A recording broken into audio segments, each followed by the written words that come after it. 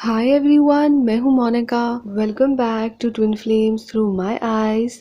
आज का जो टॉपिक है वो है every couple is not a twin flame couple. आज हम इस वीडियो में डिटेल में इस चीज़ के बारे में बात करेंगे कि हर कपल जो होता है वो इस ट्विन फ्लेम के कपल के कैटेगरी में फॉल नहीं करता है, और किन किन पॉइंट से नहीं करता है उन्हें हम आगे के वीडियो में डिस्कस करेंगे। तो चलिए इस वीडियो को स्टार्ट करते हैं। So the first point is कि divine feminine is elder to divine masculine. Now it doesn't matter कि जो डिवाइन फेमिनाइन है वो चेज़र है या रनर है, पर कपल में डिवाइन फेमिनाइन एल्डर है डिवाइन मैस्कुलाइन से। तो ये ट्विन फ्लेम कपल नहीं है, ये एक सोलमेट कपल है। It is called a soulmate couple, not a twin couple. Okay friends, जो डिवाइन मैस्कुलाइन होते हैं they are basically the leaders of the relation. अगर दोनों में देखा जाए तो कौन लीड करता है रिलेशन को, तो वो होते हैं डिवाइन मैस्कुलाइन। जब रिलेशन स्टार्ट होता है तो प्रपोज कौन करते हैं? डिवाइन मैस्कुलाइन करते हैं। मैरिज के लिए प्रपोजल कौन देते हैं? डिवाइन मैस्कुलाइन देते हैं। और वो ये सब कुछ पहले क्यों करते हैं? Because they are the leaders of the relation. इसीलिए वो फर्स्ट स्टेप पहले लेते हैं in every case, in everybody's case. और अगर उनकी एज डिवाइन फेमिनाइन से छोटी होती है तो बाद में क्या होता है? यहाँ पर बाद में कहने का मतलब है कि कुछ सालों के बाद। ये जो टर्न है ये एक महीने बाद नहीं आएगा, कुछ महीने बाद नहीं आएगा, ये कुछ सालों के बाद आएगा। ठीक है, तो कुछ सालों के बाद क्या होता है, चीज़ें उल्टी हो जाएंगी। उल्टी कैसे हो जाएंगी? डिवाइन फेमिनाइन जो है वो चीज़ों को लीड करने लग जाती है, बिकॉज शी फील्स कि she is more experienced, she feels कि she is the elder one, and she feels कि उन्हें ज़्यादा नॉलेज है। एग्जाम्पल के लिए अगर डिवाइन फेमिनाइन और मैस्कुलाइन को कोई डिसीजन लेना होता है टुगेदर रिलेशन के लिए, तो जो डिसीजन होगा वो डिवाइन फेमिनाइन लेने लग जाती हैं। एग्जाम्पल नंबर 2, जो डिवाइन मैस्कुलाइन की लाइफ होती है, डिवाइन मैस्कुलाइन जिस तरीके से अपनी लाइफ जी रहे होते हैं, डिवाइन फेमिनाइन क्या करने लग जाती हैं? उन्हें गाइड करने लग जाती हैं कि आप ऐसे करिए अपनी लाइफ में, ऐसे करिए, go this way, do that, do this, etcetera etcetera. And इन सारी चीज़ों से क्या होता है? The relation comes to a breaking point. अब जो डिवाइन फेमिनाइन है वो कितना भी डिनाई कर दे, कितना भी डिसएग्री कर दे कि वो कुछ सालों के बाद जो है वो लीड नहीं करेंगी डिवाइन मैस्कुलाइन को और रिलेशन को, पर वो उनके नेचर में उतर ही आएगा। फॉर एग्ज़ाम्पल, आप किसी भी बड़े भाई को देख लीजिए या किसी भी बड़ी बहन को देख लीजिए, बड़ा हमेशा बिहेव बड़े की तरह ही करता है, चाहे वो कुछ साल बाद ही क्यों नहीं हो। वो चीज़ उनके नेचर में उतर ही आएगी। ये एक नेचुरल चीज़ है और नेचुरल चीज़ों को कोई नहीं रोक पाता है। ठीक है, so this brings us till the end of this point कि if the divine feminine is elder to the divine masculine, so they are a soul mate couple. Now the second point is the same gender couples. ये जो same gender couples होते हैं with two divine feminines and two divine masculine together, ये भी एक soulmate couple होते हैं and not a twin flame couple. सबसे पहले तो फ्रेंड्स, कपल की डेफिनेशन क्या है? A couple is equal to one male and one female. ये एक एग्जैक्ट डेफिनेशन होता है कपल का। तो ये एज इट इज़ कपल नहीं कहलाते हैं। अब चलिए जानते हैं कि ये एक ट्विन फ्लेम कपल क्यों नहीं कहलाते हैं और सोलमेट क्यों कहलाते हैं। इसका एक ही रीज़न है, और वो ये है कि अगर कोई फेमिनाइन की बॉडी में बॉर्न हुई है विथ फेमिनेटिक ऑर्गन्स, तो वो एक फेमिनाइन ही है। और अगर कोई मैस्कुलाइन बॉर्न हुआ है विथ मैस्कुलाइन ऑर्गन्स तो वो मैस्कुलाइन ही है, दे आर नॉट फेमिनाइन। ये सबसे बड़ा फैक्ट है। ओके, अगर कोई जैसा भी पैदा हुआ है, भगवान ने उसे जैसा पैदा किया है वो वैसा ही है। ये जो चेंज ऑफ उनके अंदर ये जो चेंजेस आते हैं, जो उन्हें ऐसा लगता है कि वो फेमिनाइन है इन मैस्कुलाइन बॉडी एंड मैस्कुलाइन जो है उन्हें लगता है कि वो फेमिनाइन है, ये सिर्फ और सिर्फ एनर्जी इम्बैलेंस है and nothing else. They are just experiencing some kind of energy imbalance in themselves, और उन्हें इस एनर्जी इम्बैलेंस को करेक्टली बैलेंस करना है। भटकना नहीं है कि okay I am getting attracted to a male being a male and female being attracted to another female. ये सिर्फ एनर्जी इम्बैलेंस है, इसे करेक्ट कीजिए फ्रेंड्स, अगर कोई इस कैटेगरी में फॉल कर रहा है तो ओके, इट टेक्स टाइम, और जो एनर्जी इम्बैलेंस हो रखी है वो भी बैलेंस हो जाएगी। तो बेसिकली जब तक ये एनर्जी इम्बैलेंस रहता है इन द पर्टिकुलर इंडिविजुअल, चाहे वो फेमिनाइन हो या मैस्कुलाइन हो, they feel the attraction towards the same genders. और जैसे ही ये एनर्जी इम्बैलेंस जो है वो प्रॉपरली बैलेंस हो जाती है, उन्हें like any other normal couple attraction feel होने लगता है towards the opposite gender people. ठीक है, इस रीज़न की वजह से they are not considered a twin couple but only a soulmate. अब ये तो उन लोगों के लिए है जो एनर्जी इम्बैलेंस से गुजर रहे हैं।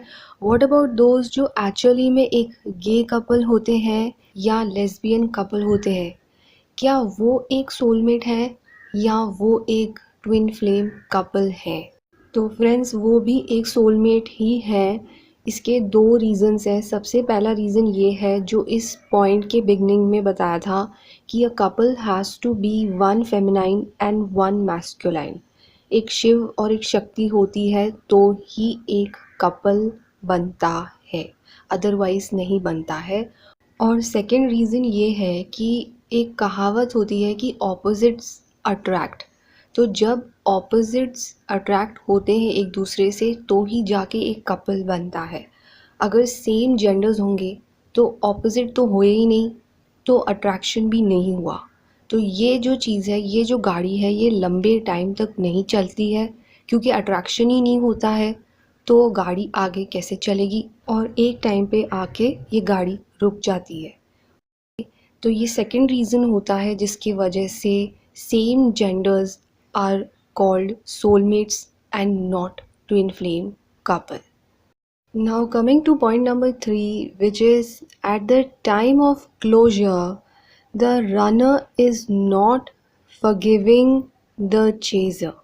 अगर आपने नोटिस किया हो तो इस पॉइंट में ट्विन वर्ड नहीं यूज़ किया गया है आफ्टर रनर, क्योंकि जो बात है वो ही इस पर है, जो पॉइंट है वो ही इस पर है कि अगर रनर ऐसे बिहेव करते हैं तो वो बेसिकली ट्विन नहीं कहलाते हैं। अब यहाँ पे जो क्लोजर वर्ड है उसका मतलब ये होता है कि जो रनर है वो फाइनल कॉल करते हैं या फाइनल मैसेज करेंगे या ईमेल करेंगे रनर चेज़र के इस रिलेशन को क्लोज़ करने के लिए फॉर एवर। ये हमेशा हमेशा के लिए रिश्ते को बंद करने के लिए एक लास्ट कॉल, या मोस्टली तो कॉल ही होता है, जो रनर करते हैं to end the relation forever एवर। अब ये जो कॉल होती है ये ऑन एंड ऑफ सिचुएशन के बाद भी आ सकती है या नो कांटेक्ट के सिचुएशन के बाद भी आ सकती है। It can be any situation. तो at the time of call, जब रनर कॉल करते हैं एक फाइनल क्लोजर देने के लिए, तो जब वो कहते हैं चेज़र को, वो बार बार उनसे रिमाइंड करवा रहे होते हैं कि चेज़र ने उनके साथ ऐसे किया वैसे किया, उन्हें बहुत हर्ट हुआ, और वो चेज़र की किसी गलती को लेके उन्हें फॉरगिव ही नहीं कर पा रहे हैं। अब चेज़र से गलती नहीं भी हुई होगी, लेकिन फिर भी वो चेज़र को गलत ही मान रहे होते हैं। उनकी नज़रों में, उनके माइंड में चेज़र गलत ही है, इसीलिए ही उन्होंने सेपरेशन को चूज़ किया था। और ये फाइनल कॉल वो इसलिए करते हैं क्योंकि अब वो इस सेपरेशन से भी डील नहीं करना चाहते हैं and they want to move on. So they will call and continuously keep blaming the chaser कि उनसे ये हुआ, उनसे ये हुआ, उन्होंने ऐसे किया। चाहे चेज़र ने किया हो या नहीं किया हो, लेकिन रनर ट्विन जो है सारा ब्लेम चेज़र के ऊपर ही अगर लगा रहे होते हैं और वो चेज़र को फॉरगिव करने के लिए तैयार ही नहीं है। ना वो फॉरगिव करना चाहते हैं, ना वो फॉरगेट करना चाहते हैं। अगर इस टाइप की कॉल चेज़र को आ चुकी है, ऑन एंड ऑफ के बाद आई है या नो कांटेक्ट के बाद आई है, लेकिन कॉल में अगर रनर जो है वो कंटिन्यूसली चेज़र को किसी ना किसी बात के लिए या कोई भी रीज़न हो सकता है उसके लिए चेज़र को अगर ब्लेम किए जा रहे हैं और वो उन्हें फॉरगिव करने के लिए रेडी नहीं है। नाउ लाइक सेड बिफोर कि ज़रूरी नहीं है कि जो चेज़र है उससे कुछ हुआ है, कोई मिस्टेक या गलती, लेकिन फिर भी जो रनर है अगर गलती सच में हुई है तो भी बोल रहे हैं और अगर गलती नहीं हुई है तो भी वो कह रहे हैं, ब्लेम कर रहे हैं और फॉरगिव करने के लिए रेडी नहीं है। तो इस टाइप की जो कॉल अगर आती है रनर से, उससे चेज़र को समझ जाना चाहिए कि जो रनर है वो ट्विन नहीं है। बिकॉज़ ट्विन जो होते हैं वो फॉरगिविंग होते हैं एंड फॉरगेटिंग होते हैं। बैड थिंग्स को फॉरगेट करते हैं और गुड थिंग्स को याद रखते हैं और उन्हीं गुड थिंग्स से रिलेशन को दोबारा री-एस्टैब्लिश करते हैं in the form of reunion. So if they are not ready to forgive and forget, तो वो ट्विन नहीं होते हैं and the chaser should well understand this. And now one very interesting point to add here कि अगर chaser भी ऐसे ही behave कर रहे हैं रनर के साथ, जब रनर उन्हें कॉल करते हैं आफ्टर नो कॉन्टैक्ट या after on and off situation, तो in the first call itself या इन द कमिंग कॉल्स अगर चेज़र फॉरगिव करने के लिए तैयार ही नहीं है रनर को, तो परहैप्स जो चेज़र है वो ट्विन फ्लेम नहीं है। फॉर एग्ज़ाम्पल चेज़र जो है वो वेट ही कर रहे होते हैं कि रनर का अगर कॉल आ जाएगा या आ जाएगी, तो वो आफ्टर सम टाइम बस उन्हें उनकी गर्दन से पकड़ने ही वाले हैं कि उन्होंने एक्चुअली में उनके साथ ऐसा क्यों किया, ये सेपरेशन क्यों दिया, and they are just ready with their questions to attack them. अगर ये माइंडसेट है चेज़र का, तो चेज़र भी ट्विन फ्लेम नहीं है। फ्रेंड्स, ट्विन फ्लेम का मतलब होता है कि the nature is very pleasing, the nature is very forgetting and forgiving, and the most important, twin flames are here to spread love. चलिए, now moving on to point number 4. 2 years have passed without a single approach by the runner.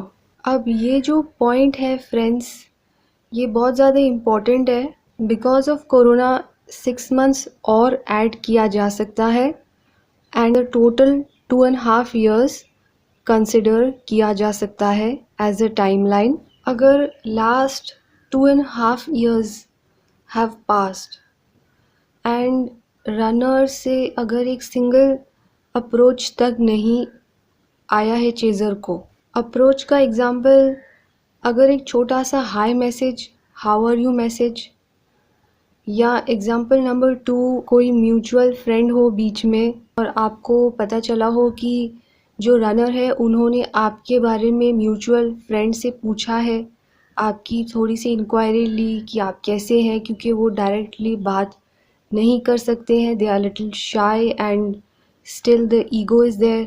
Example number 3, उन्होंने आपके social media पे किसी picture पर एक like button ही click कर दिया हो, एक सिंगल वर्ड भी अगर उन्होंने लिख दिया है कमेंट पे, कुछ भी अप्रोच, स्मॉलेस्ट से स्मॉलेस्ट भी चलेगा, लेकिन अगर उन्होंने एक छोटा सा स्टेप भी अगर ले लिया है इन द लास्ट 2.5 years, तो it is still considered okay. लेकिन अगर 2.5 years में एक छोटा सा अप्रोच तक नहीं आया है, तो इसका मतलब परहैप्स यही है कि they have moved on and they have settled in their life, and now the chances of them approaching remains only 1%. जो रनर है उनका माइंड जो होता है वो बहुत ज़्यादा प्रैक्टिकल होता है, तो ये जो 2.5 years का टाइमलाइन होता है, they would not want to reinvest this 2.5 years again for the same person. तो इससे क्या होता है, अगर 2.5 years में एक सिंगल अप्रोच नहीं आता है बाय द रनर, तो the chaser should get the hint कि अब जो है वो अप्रोच आने के चांसेस सिर्फ 1% रह जाते हैं, और जो रनर है वो शायद ट्विन भी नहीं है।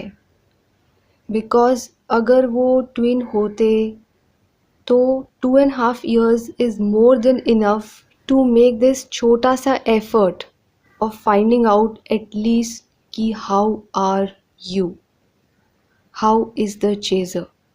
ये काफ़ी बड़ा टाइम पीरियड होता है एक छोटा सा स्टेप लेने के लिए कि जो रन एटलीस्ट जो चेज़र है वो है कैसे। तो अगर ये भी नहीं आया है तो इससे चेज़र को समझ जाना चाहिए कि अब अप्रोच के जो चांसेस हैं वो सिर्फ 1% रह जाते हैं, और जो रनर है वो ट्विन नहीं है। अगर एक सिंपल लाइन में इस पॉइंट को समर अप किया जाए, तो रनर से ऑन एंड ऑफ सिचुएशन के बाद या नो कॉन्टैक्ट सिचुएशन के बाद और 2.5 years के अंदर अगर एक छोटा सा भी अप्रोच आ जाता है, कुछ भी छोटा सा ही, तो आगे रनर ट्विन से अप्रोच और भी आने के चांसेस बन जाते हैं। एक्सपेक्ट किया जा सकता है कि they will contact in future, and also कि जो रनर है वो ही ट्विन है। लेकिन अगर वाइस वर्सा हो जाता है, उल्टा हो जाता है, तो जो कंक्लूजन है उसे भी उल्टा ही माना जाएगा। आगे इन फ्यूचर उनसे अप्रोच आने के चांसेस 1% रह जाते हैं, अगर नहीं आया तो कोई अप्रोच, एंड वो शायद एक्सपेक्टेड ट्विन नहीं कहलाएंगे। चलिए, तो this brings us till the end of this topic. I hope आपने आज की वीडियो से कुछ नया सीखा हो, कुछ नई इन्फॉर्मेशन गेन की हो। आज की वीडियो जो थी वो मोटिवेशनल कम थी और इन्फॉर्मेटिव ज़्यादा थी। तो चलिए फिर मिलते हैं इन माय नेक्स्ट वीडियो, जो आपको मोटिवेट भी कर सकता है या इन्फॉर्मेशन भी दे सकता है। It depends on the topic. चलिए, तो it's me Monika signing off from twin flames through my eyes. See you guys.